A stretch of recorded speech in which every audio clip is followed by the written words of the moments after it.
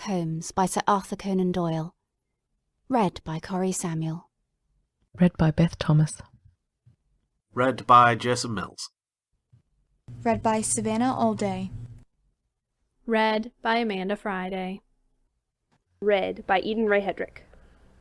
Read by Frances Brown. Read by Tom Crawford. Read by Kimberly Krause. Read by Kay Hand. Read by Levi Throckmorton. Read by Marcy. Read by Wooly B. By Phil Birdie. Read by Julia Niedermeyer. By Audiobook. Read by Alex Bogues. Section 1. The Adventure of the Empty House. It was in the spring of the year 1894 that all London was interested, and the fashionable world dismayed, by the murder of the Honourable Ronald Adair under most unusual and inexplicable circumstances. The public has already learned those particulars of the crime which came out in the police investigation, but a good deal was suppressed upon that occasion, since the case for the prosecution was so overwhelmingly strong that it was not necessary to bring forward all the facts. Only now, at the end of nearly 10 years, am I allowed to supply those missing links which make up the whole of that remarkable chain. The crime was of interest in itself, but that interest was as nothing to me compared to the inconceivable sequel which afforded me the greatest shock and surprise of any event in my adventurous life. Even now, after this long interval, I find myself thrilling as I think of it, and feeling once more that sudden flood of joy, amazement, and incredulity which utterly submerged my mind. Let me say to that public, which has shown some interest in those glimpses which I have occasionally given them of the thoughts and actions of a very remarkable man, that they are not to blame me if I have not shared my knowledge with them, for I should have considered it my first duty to do so, had I not been barred by a positive prohibition from his own lips, which was only withdrawn upon the 3rd of last month.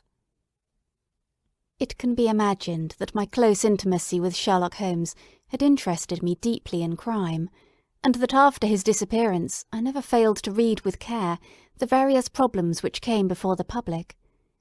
And I even attempted, more than once, for my own private satisfaction, to employ his methods in their solution, though with indifferent success.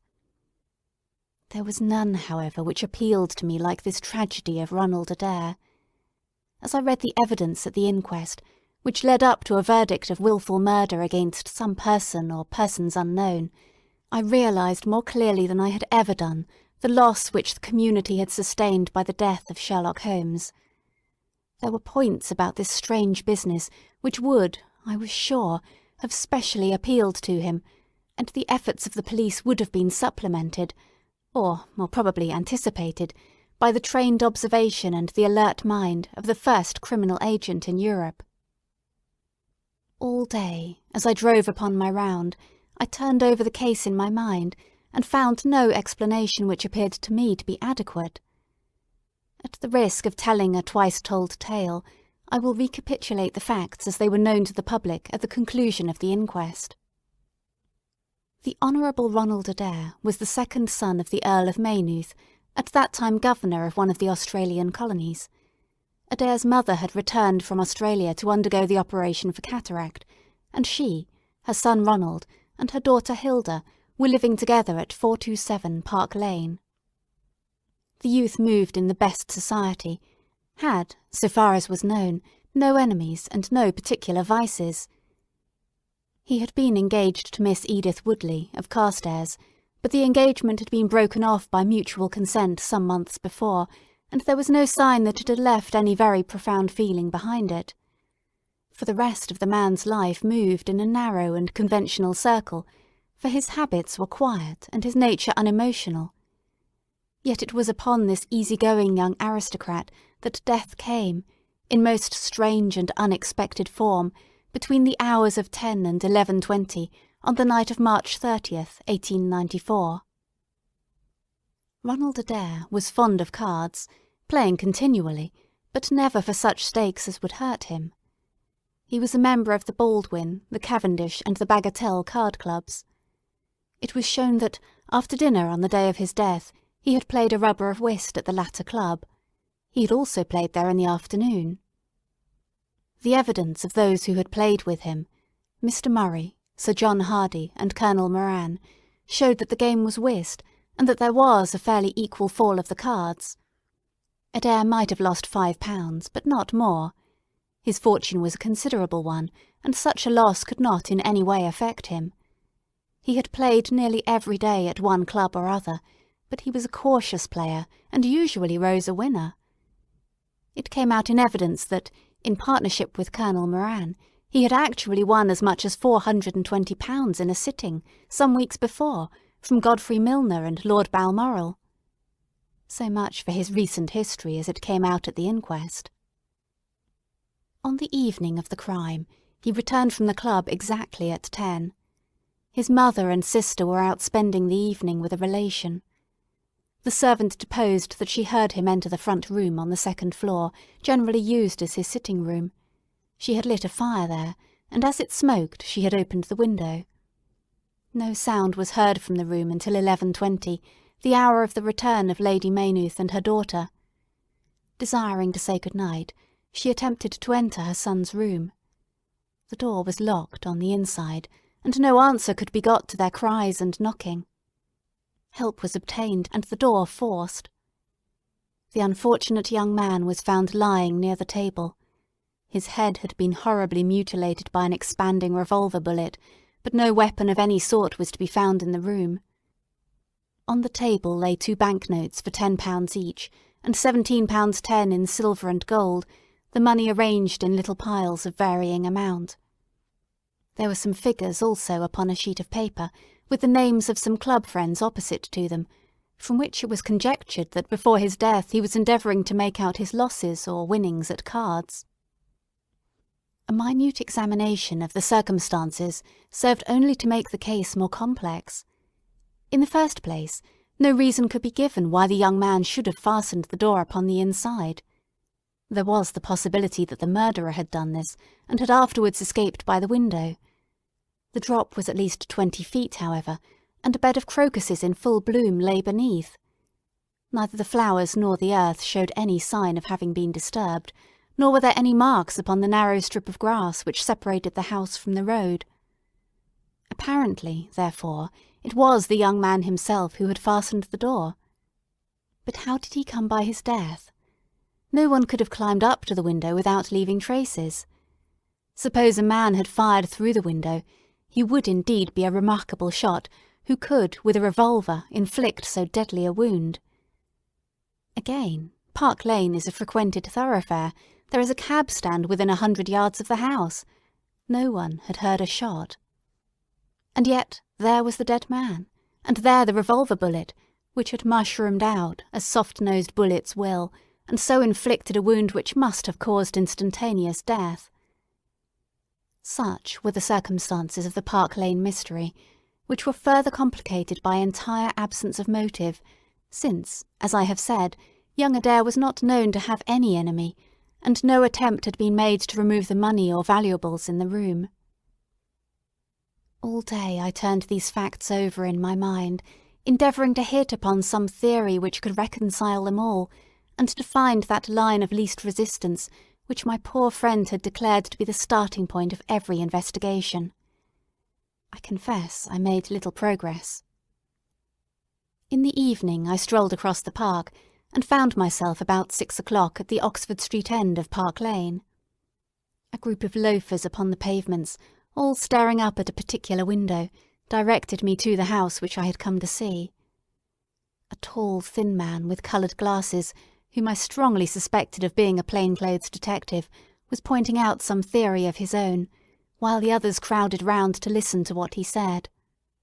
I got as near him as I could, but his observations seemed to me to be absurd, so I withdrew again in some disgust.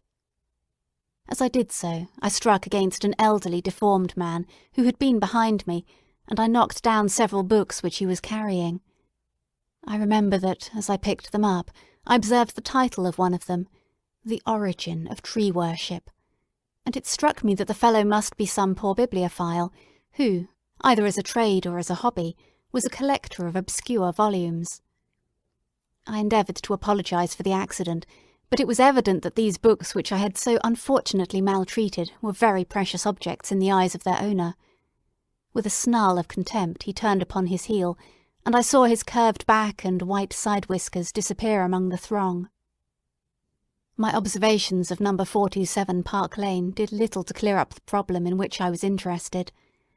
The house was separated from the street by a low wall and railing, the whole not more than 5 feet high. It was perfectly easy, therefore, for anyone to get into the garden, but the window was entirely inaccessible, since there was no water pipe or anything which could help the most active man to climb it. More puzzled than ever, I retraced my steps to Kensington. I had not been in my study 5 minutes, when the maid entered to say that a person desired to see me. To my astonishment, it was none other than my strange old book collector, his sharp, wizened face peering out from a frame of white hair, and his precious volumes, a dozen of them at least, wedged under his right arm. "You're surprised to see me, sir," said he, in a strange, croaking voice. I acknowledged that I was. "Well, I've a conscience, sir, and when I chanced to see you go into this house as I came hobbling after you, I thought to myself, I'll just step in and see that kind gentleman, and tell him that if I was a bit gruff in my manner, there was not any harm meant, and that I am much obliged to him for picking up my books." "You make too much of a trifle," said I. "May I ask how you knew who I was?" "Well, sir, if it isn't too great a liberty, I am a neighbour of yours, for you'll find my little bookshop at the corner of Church Street, and very happy to see you, I am sure. Maybe you collect yourself, sir? Here's British Birds, and Catullus, and the Holy War, a bargain, every one of them. With 5 volumes you could just fill that gap on that second shelf. Looks untidy, does it not, sir?" I moved my head to look at the cabinet behind me. When I turned again, Sherlock Holmes was standing smiling at me across my study table. I rose to my feet, stared at him for some seconds in utter amazement, and then it appears that I must have fainted for the first and the last time in my life. Certainly a grey mist swirled before my eyes, and when it cleared I found my collar ends undone, and the tingling aftertaste of brandy upon my lips. Holmes was bending over my chair, his flask in his hand. "My dear Watson," said the well-remembered voice, "I owe you 1,000 apologies. I had no idea you would be so affected." I gripped him by the arms. "Holmes," I cried, "is it really you? Can it indeed be that you are alive? Is it possible that you succeeded in climbing out of that awful abyss?" "Wait a moment," said he. "Are you sure that you are really fit to discuss things? I have given you a serious shock by my unnecessarily dramatic reappearance." "I am all right. But indeed, Holmes, I can hardly believe my eyes. Good heavens! To think that you of all men, should be standing in my study!" Again I gripped him by the sleeve, and felt the thin, sinewy arm beneath it. "Well, you're not a spirit, anyhow," said I. "My dear chap, I'm overjoyed to see you. Sit down and tell me how you came alive out of that dreadful chasm." He sat opposite to me, and lit a cigarette in his old, nonchalant manner. He was dressed in the seedy frock-coat of the book merchant, but the rest of that individual lay in a pile of white hair and old books upon the table. Holmes looked even thinner and keener than of old, but there was a dead-white tinge in his aquiline face, which told me that his life recently had not been a healthy one. "I'm glad to stretch myself, Watson," said he. "It is no joke when a tall man has to take a foot off his stature for several hours on end. Now, my dear fellow, in the matter of these explanations we have, if I may ask for your cooperation, a hard and dangerous night's work in front of us. Perhaps it would be better if I gave you an account of the whole situation when that work is finished." "I'm full of curiosity. I should much prefer to hear now." "You'll come with me tonight?" "When you like, and where you like." "This is indeed like the old days. We shall have time for a mouthful of dinner before we need go. Well then, about that chasm. I had no serious difficulty in getting out of it, for the very simple reason that I was never in it." "You never were in it?" No, Watson, I never was in it. My note to you was absolutely genuine. I had little doubt that I had come to the end of my career when I perceived the somewhat sinister figure of the late Professor Moriarty standing upon the narrow pathway which led to safety. I read an inexorable purpose in his grey eyes. I exchanged some remarks with him, therefore, and obtained his courteous permission to write the short note which you afterwards received. I left it with my cigarette box and my stick, and I walked along the pathway, Moriarty still at my heels.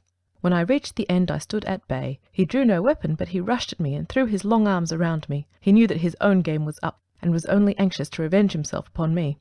We tottered together upon the brink of the fall. I have some knowledge, however, of baritsu, or the Japanese system of wrestling, which has more than once been very useful to me. I slipped through his grip, and he, with a horrible scream, kicked madly for a few seconds and clawed the air with both his hands. But for all his efforts he could not get his balance, and over he went. With my face over the brink I saw him fall for a long way. Then he struck a rock, bounded off, and splashed into the water. I listened with amazement to this explanation, which Holmes delivered between the puffs of his cigarette. "But the tracks!" I cried. "I saw with my own eyes that 2 went down the path and none returned." It came about in this way. The instant that the Professor had disappeared, it struck me what a really extraordinarily lucky chance fate had placed in my way. I knew that Moriarty was not the only man who had sworn my death. There were at least 3 others whose desire for vengeance upon me would only be increased by the death of their leader. They were all most dangerous men. One or other would certainly get me. On the other hand, if all the world was convinced that I was dead, they would take liberties, these men. They would soon lay themselves open, and sooner or later I could destroy them. Then it would be time for me to announce that I was still in the land of the living. So rapidly does the brain act that I believe I had thought this all out before Professor Moriarty had reached the bottom of the Reichenbach Fall. I stood up and examined the rocky wall behind me. In your picturesque account of the matter, which I read with great interest some months later, you assert that the wall was sheer. That was not literally true. A few small footholds presented themselves, and there was some indication of a ledge. The cliff is so high that to climb it all was an obvious impossibility, and it was equally impossible to make my way along the wet path without leaving some tracks. I might, it is true, have reversed my boots, as I have done on similar occasions, but the sight of 3 sets of tracks in one direction would certainly have suggested a deception. On the whole, then, it was best that I should risk the climb. It was not a pleasant business, Watson. The fall roared beneath me. I am not a fanciful person, but I give you my word that I seemed to hear Moriarty's voice screaming at me out of the abyss. A mistake would have been fatal. More than once, as tufts of grass came out of my hand, or my foot slipped in the wet notches of the rock, I thought that I was gone. But I struggled upwards, and at last I reached a ledge several feet deep and covered with soft green moss, where I could lie unseen, in the most perfect comfort. There I was stretched when you, my dear Watson, and all your following, were investigating in the most sympathetic and inefficient manner the circumstances of my death. At last, when you had all formed your inevitable and totally erroneous conclusions, you departed for the hotel, and I was left alone. I had imagined that I had reached the end of my adventures, but a very unexpected occurrence showed me that there were surprises still in store for me. A huge rock, falling from above, boomed past me, struck the path, and bounded over into the chasm. For an instant I thought that it was an accident, but a moment later, looking up, I saw a man's head against the darkening sky, and another stone struck the very ledge upon which I was stretched within a foot of my head. Of course the meaning of this was obvious. Moriarty had not been alone. A confederate, and even that one glance had told me how dangerous a man that confederate was, had kept guard while the Professor had attacked me. From a distance, unseen by me, he had been a witness of his friend's death and of my escape. He had waited, and then making his way round to the top of the cliff, he had endeavoured to succeed where his comrade had failed. I did not take long to think about it, Watson. Again I saw that grim face look over the cliff, and I knew that it was the precursor of another stone. I scrambled down onto the path. I don't think I could have done it in cold blood. It was 100 times more difficult than getting up. But I had no time to think of the danger, for another stone sang past me as I hung by my hands from the edge of the ledge. Halfway down I slipped, but by the blessing of God I landed torn and bleeding upon the path. I took to my heels, did 10 miles over the mountains in darkness, and a week later I found myself in Florence, with the certainty that no one in the world knew what had become of me. I had only one confidant, my brother Mycroft. I owe you many apologies, my dear Watson, but it was all important that it should be thought I was dead, and it is quite certain that you would not have written so convincing an account of my unhappy end had you not yourself thought that it was true.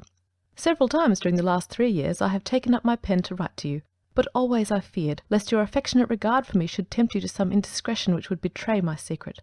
For that reason I turned away from you this evening when you upset my books, for I was in danger at the time, and any show of surprise and emotion on your part might have drawn attention to my identity, and led to the most deplorable and irreparable results. As to Mycroft, I had to confide in him in order to obtain the money which I needed. The course of events in London did not run so well as I had hoped, for the trial of the Moriarty gang left 2 of its most dangerous members, my own vindictive enemies, at liberty. I travelled for 2 years in Tibet, therefore, and amused myself by visiting Lhasa and spending some days with the head lama. You may have read of the remarkable explorations of a Norwegian named Sigerson, but I'm sure it never occurred to you that you were receiving news of your friend. I then passed through Persia, looked in at Mecca, and paid a short but interesting visit to the Khalifa at Khartoum, the results of which I have communicated to the Foreign Office. Returning to France, I spent some months in a research into coal tar derivatives, which I conducted in a laboratory at Montpellier, in the south of France. Having concluded this to my satisfaction, and learning that only one of my enemies was now left in London, I was about to return when my movements were hastened by the news of this very remarkable Park Lane mystery, which not only appealed to me by its own merits, but which seemed to offer some most peculiar personal opportunities.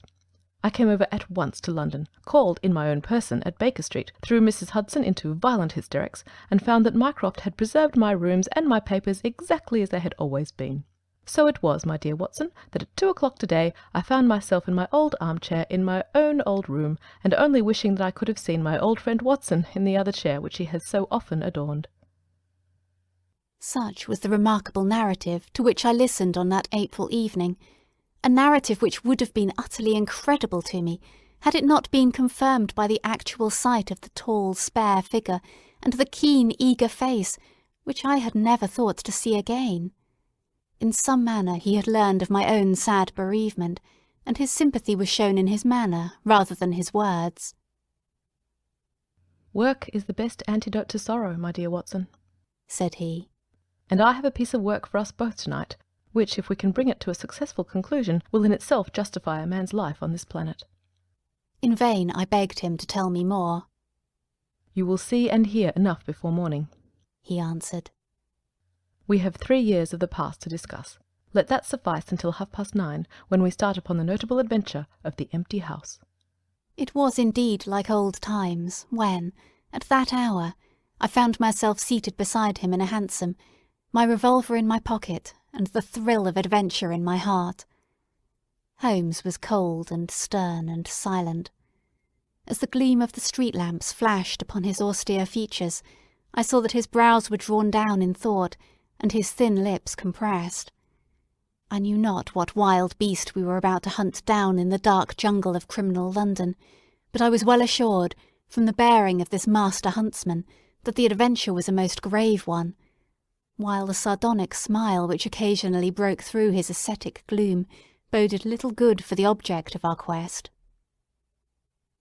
I had imagined that we were bound for Baker Street, but Holmes stopped the cab at the corner of Cavendish Square. I observed that as he stepped out, he gave a most searching glance to right and left, and at every subsequent street corner he took the utmost pains to assure that he was not being followed. Our route was certainly a singular one. Holmes's knowledge of the byways of London was extraordinary, and on this occasion he passed rapidly, and with an assured step, through a network of mews and stables, the very existence of which I had never known. We emerged at last into a small road, lined with old gloomy houses, which led us into Manchester Street, and so to Blandford Street. Here he turned swiftly down a narrow passage, passed through a wooden gate into a deserted yard, and then opened with a key the back door of a house. We entered together, and he closed it behind us. The place was pitch dark, but it was evident to me that it was an empty house. Our feet creaked and crackled over the bare planking, and my outstretched hand touched a wall from which the paper was hanging in ribbons. Holmes's cold, thin fingers closed round my wrist, and led me forward down a long hall, until I dimly saw the murky fanlight over the door. Here Holmes turned suddenly to the right, and we found ourselves in a large, square, empty room, heavily shadowed in the corners, but faintly lit in the centre from the lights of the street beyond. There was no lamp near, and the window was thick with dust, so that we could only just discern each other's figures within. My companion put his hand upon my shoulder, and his lips close to my ear. "Do you know where we are?" he whispered. "Surely that is Baker Street," I answered, staring through the dim window. "Exactly. We are in Camden House, which stands opposite to our own old quarters." "But why are we here?" "Because it commands so excellent a view of that picturesque pile. Might I trouble you, my dear Watson, to draw a little nearer to the window, taking every precaution not to show yourself, and then to look up at our old rooms, the starting point of so many of your little fairy tales? We will see if my 3 years of absence have entirely taken away my power to surprise you." I crept forward and looked across at the familiar window. As my eyes fell upon it, I gave a gasp and a cry of amazement. The blind was down, and a strong light was burning in the room. The shadow of a man who was seated in a chair within was thrown in hard black outline upon the luminous screen of the window. There was no mistaking the poise of the head, the squareness of the shoulders, the sharpness of the features. The face was turned half round, and the effect was that of one of those black silhouettes which our grandparents loved to frame. It was a perfect reproduction of Holmes. So amazed was I that I threw out my hand to make sure that the man himself was standing beside me. He was quivering with silent laughter. "Well?" said he. "Good heavens!" I cried. "It is marvellous!"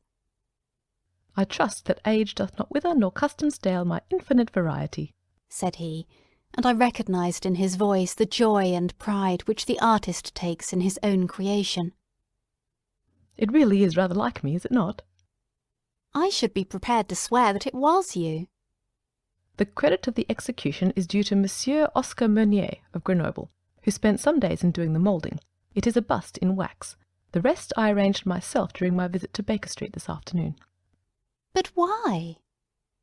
"Because, my dear Watson, I had the strongest possible reason for wishing certain people to think that I was there when I was really elsewhere." "And you thought the rooms were watched?"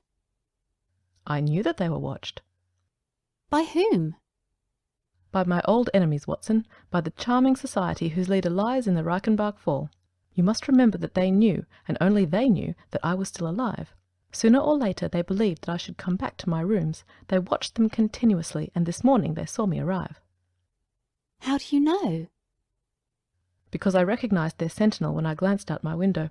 He is a harmless enough fellow, Parker by name, a garrotter by trade, and a remarkable performer upon the Jew's harp. I cared nothing for him, but I cared a great deal for the much more formidable person who was behind him, the bosom friend of Moriarty, the man who dropped the rocks over the cliff, the most cunning and dangerous criminal in London. That is the man who is after me tonight, Watson, and that is the man who is quite unaware that we are after him." My friend's plans were gradually revealing themselves. From this convenient retreat, the watchers were being watched, and the trackers tracked. That angular shadow up yonder was the bait, and we were the hunters.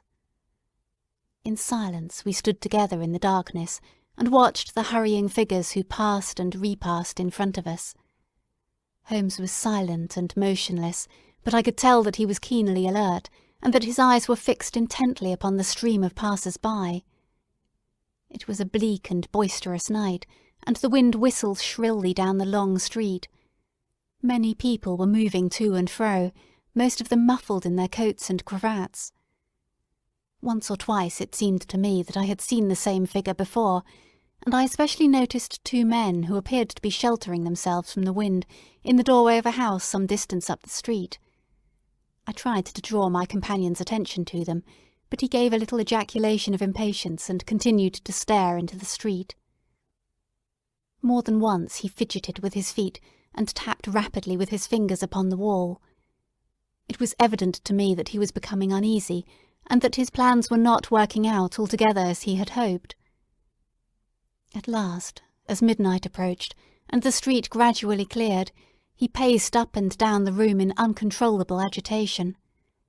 I was about to make some remark to him, when I raised my eyes to the lighted window, and again experienced almost as great a surprise as before. I clutched Holmes's arm and pointed upward. "The shadow has moved!" I cried. It was indeed no longer the profile, but the back, which was turned towards us. 3 years had certainly not smoothed the asperities of his temper, or his impatience with a less active intelligence than his own. "Of course it has moved," said he. Am I such a farcical bungler, Watson, that I should erect an obvious dummy, and expect that some of the sharpest men in Europe would be deceived by it? We have been in this room 2 hours, and Mrs. Hudson has made some change in that figure 8 times, or once in every quarter of an hour. She works it from the front so that her shadow may never be seen. Ah!" He drew in his breath with a shrill, excited intake. In the dim light I saw his head thrown forward, his whole attitude rigid with attention. Outside, the street was absolutely deserted. Those 2 men might still be crouching in the doorway, but I could no longer see them. All was still and dark, save only that brilliant yellow screen in front of us, with the black figure outlined upon its centre. Again in the utter silence I heard that thin, sibilant note which spoke of intense, suppressed excitement. An instant later he pulled me back into the blackest corner of the room, and I felt his warning hand upon my lips. The fingers which clutched me were quivering. Never had I known my friend more moved, and yet the dark street still stretched lonely and motionless before us. But suddenly I was aware of that which his keener senses had already distinguished. A low, stealthy sound came to my ears, not from the direction of Baker Street, but from the back of the very house in which we lay concealed. A door opened and shut. An instant later steps crept down the passage, steps which were meant to be silent, but which reverberated harshly through the empty house. Holmes crouched back against the wall, and I did the same, my hand closing upon the handle of my revolver. Peering through the gloom, I saw the vague outline of a man, a shade blacker than the blackness of the open door. He stood for an instant, and then he crept forward, crouching, menacing, into the room. He was within 3 yards of us, this sinister figure, and I had braced myself to meet his spring, before I realized that he had no idea of our presence. He passed close beside us, stole over to the window, and very softly and noiselessly raised it for half a foot. As he sank to the level of this opening, the light of the street, no longer dimmed by the dusty glass, fell full upon his face. The man seemed to be beside himself with excitement. His 2 eyes shone like stars, and his features were working convulsively. He was an elderly man, with a thin, projecting nose, a high, bald forehead, and a huge, grizzled moustache. An opera hat was pushed to the back of his head, and an evening dress shirt front gleamed out through his open overcoat. His face was gaunt and swarthy, scored with deep, savage lines. In his hand he carried what appeared to be a stick, but as he laid it down upon the floor, it gave a metallic clang. Then, from the pocket of his overcoat, he drew a bulky object, and he busied himself in some task which ended with a loud, sharp click, as if a spring or bolt had fallen into its place. Still kneeling upon the floor, he bent forward, and threw all his weight and strength upon some lever, with the result that there came a long, whirling, grinding noise, ending once more in a powerful click. He straightened himself then, and I saw that what he held in his hand was a sort of gun, with a curiously misshapen butt. He opened it at the breech, put something in, and snapped the breech lock. Then, crouching down, he rested the end of the barrel upon the ledge of the open window, and I saw his long moustache droop over the stock, and his eye gleam as it peered along the sights. I heard a little sigh of satisfaction as he cuddled the butt into his shoulder, and saw that amazing target, the black man on the yellow ground, standing clear at the end of his foresight. For an instant he was rigid and motionless. Then his finger tightened on the trigger. There was a strange, loud whiz, and a long silvery tinkle of broken glass. At that instant Holmes sprang like a tiger onto the marksman's back and hurled him flat upon his face. He was up again in a moment, and with convulsive strength he seized Holmes by the throat, but I struck him on the head with the butt of my revolver, and he dropped again upon the floor. I fell upon him, and as I held him my comrade blew a shrill call upon a whistle. There was the clatter of running feet upon the pavement, and 2 policemen in uniform, with 1 plain-clothes detective, rushed through the front entrance and into the room. "That you, Lestrade?" said Holmes. Yes, Mr. Holmes. I'd shut the door myself. It's good to see you back in London, sir. I think you want a little unofficial help. 3 undetected murders in 1 year won't do, Lestrade, but you handled the Molesey mystery with less than your usual... That's to say, you handled it fairly well. We had all risen to our feet, our prisoner breathing hard, with a stalwart constable on each side of him. Already a few loiterers had begun to collect in the street. Holmes stepped up to the window, closed it and dropped the blinds. Lestrade had produced 2 candles, and the policeman had uncovered their lanterns. I was able at last to have a good look at our prisoner. It was a tremendously virile and yet sinister face which was turned towards us. With the brow of a philosopher above and the jaw of a sensualist below, the man must have started with great capacities for good or for evil. But one could not look upon his cruel blue eyes, with their drooping cynical lids, or upon the fierce aggressive nose and the threatening deep-lined brow, without reading nature's plainest danger signals. He took no heed of any of us, but his eyes were fixed upon Holmes's face with an expression in which hatred and amazement were equally blended. "You fiend," he kept on muttering. "You clever, clever fiend." "Ah, Colonel," said Holmes, arranging his rumpled collar. "Journeys end in lovers' meetings, as the old play says. I don't think I have had the pleasure of seeing you since you favoured me with those attentions as I lay on the ledge above the Reichenbach Fall." The Colonel still stared at my friend like a man in a trance. "You cunning, cunning fiend," was all that he could say. "I have not introduced you yet," said Holmes. "This, gentleman, is Colonel Sebastian Moran, once of Her Majesty's Indian Army, and the best heavy-game shot that our Eastern Empire has ever produced. I believe I am correct, Colonel, in saying that your bag of tigers still remains unrivalled?" The fierce old man said nothing, but still glared at my companion. With his savage eyes and bristling moustache, he was wonderfully like a tiger himself. "I wonder that my very simple stratagem should deceive so old a shikari," said Holmes. "It must be very familiar to you. Have you not tethered a young kid under a tree, lain above it with your rifle, and waited for the bait to bring up your tiger? This empty house is my tree, and you are my tiger. You have possibly had other guns in reserve in case there should be several tigers, or in the unlikely supposition of your own aim failing you.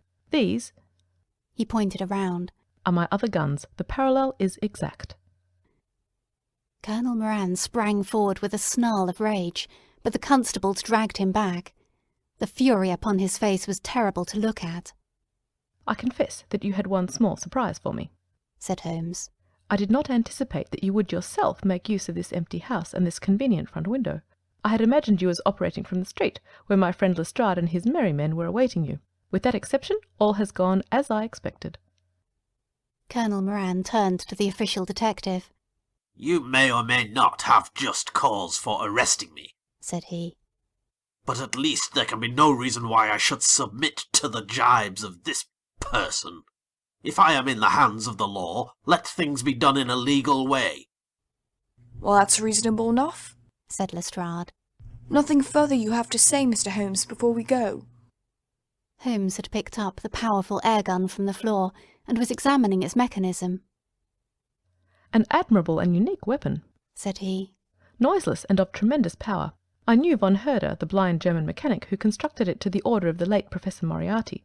For years I have been aware of its existence, though I have never before had the opportunity of handling it. I commend it very specially to your attention, Lestrade, and also the bullets which fit it." "You could trust us to look after that, Mr. Holmes," said Lestrade, as the whole party moved towards the door. "Anything further to say?" "Only to ask what charge you intend to prefer." "What charge, sir? Why, of course, the attempted murderer, Mr. Sherlock Holmes."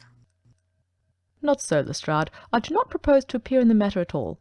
To you, and to you only, belongs the credit of the remarkable arrest which you have effected. Yes, Lestrade, I congratulate you. With your usual happy mixture of cunning and audacity, you have got him." "Got him? Got whom, Mr. Holmes?" "The man that the whole force has been seeking in vain, Colonel Sebastian Moran, who shot the Honourable Ronald Adair with an expanding bullet from an air-gun through an open window of the second-floor front of No. 427 Park Lane upon the 30th of last month. That's the charge, Lestrade. And now, Watson, if you can endure the draught from a broken window, I think that half an hour in my study over a cigar may afford you some profitable amusement. Our old chambers had been left unchanged through the supervision of Mycroft Holmes and the immediate care of Mrs. Hudson. As I entered, I saw, it is true, an unwonted tidiness, but the old landmarks were all in their place.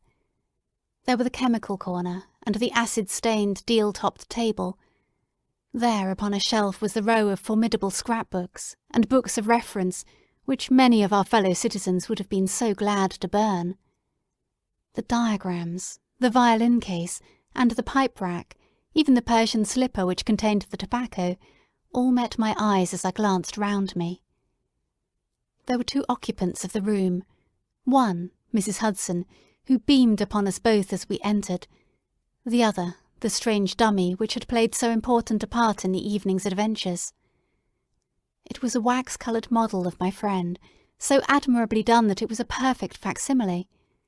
It stood on a small pedestal table, with an old dressing-gown of Holmes's so draped round it that the illusion from the street was absolutely perfect.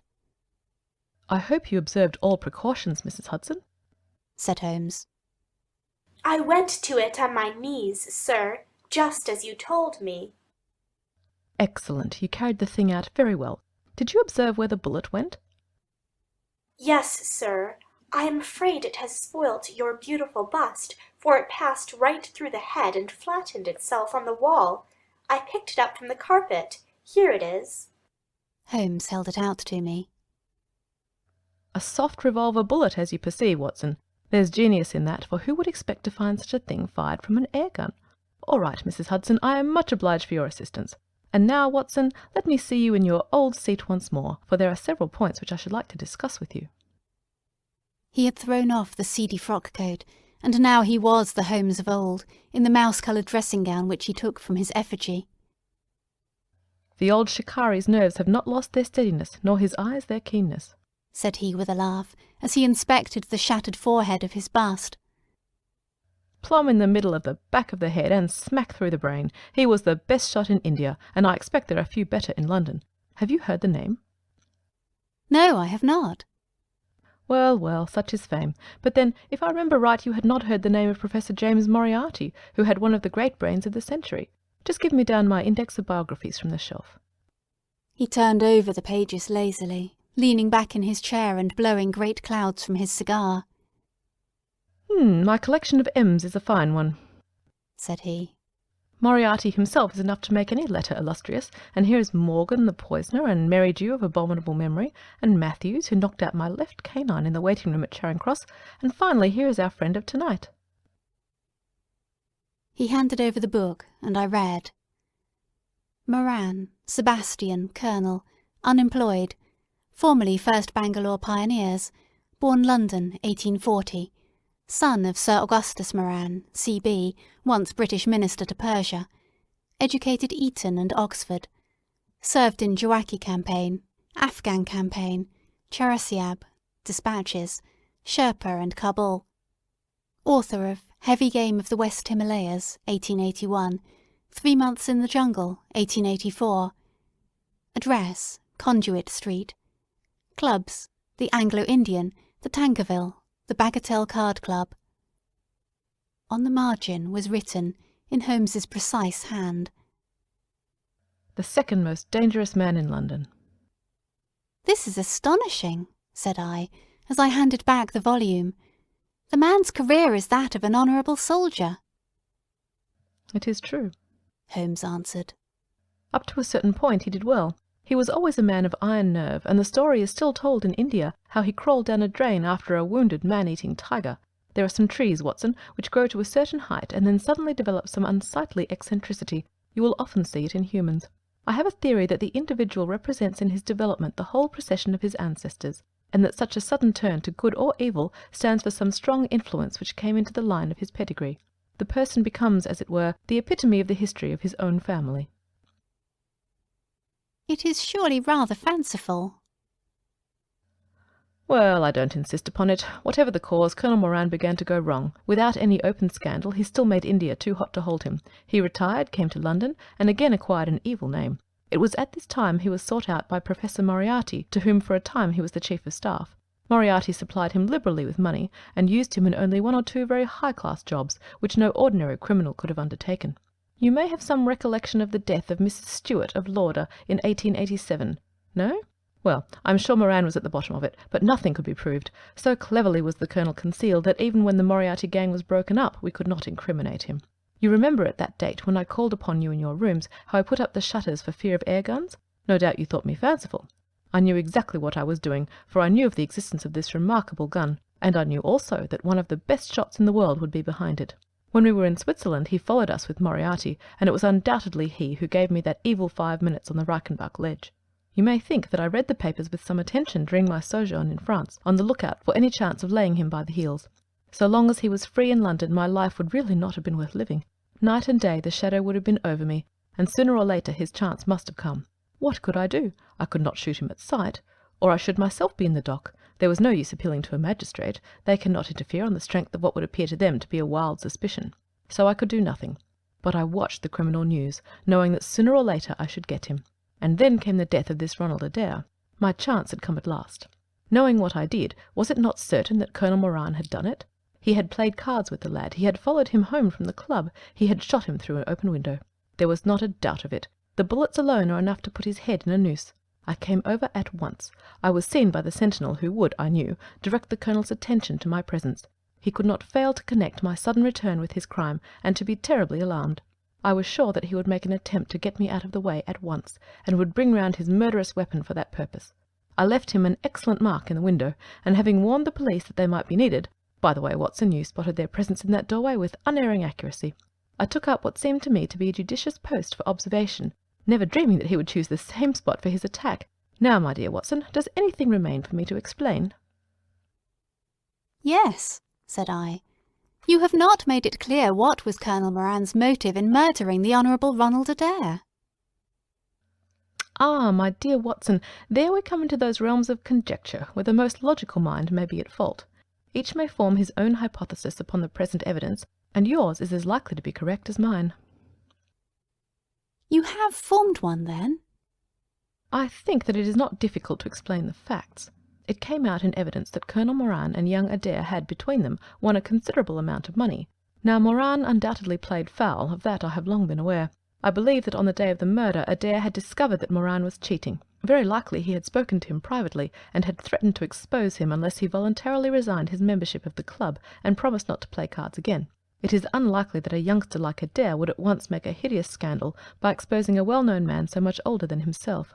Probably he acted as I suggest. The exclusion from his clubs would mean ruin to Moran, who lived by his ill-gotten card gains. He therefore murdered Adair, who at the time was endeavouring to work out how much money he should himself return, since he could not profit by his partner's foul play. He locked the door lest the ladies should surprise him, and insist upon knowing what he was doing with those names and coins. Will it pass? I have no doubt that you have hit upon the truth. It will be verified or disproved at the trial. Meanwhile, come what may, Colonel Moran will trouble us no more. The famous air gun of von Herder will embellish the Scotland Yard Museum, and once again Mr. Sherlock Holmes is free to devote his life to examining those interesting little problems which the complex life of London so plentifully presents. End of section 1.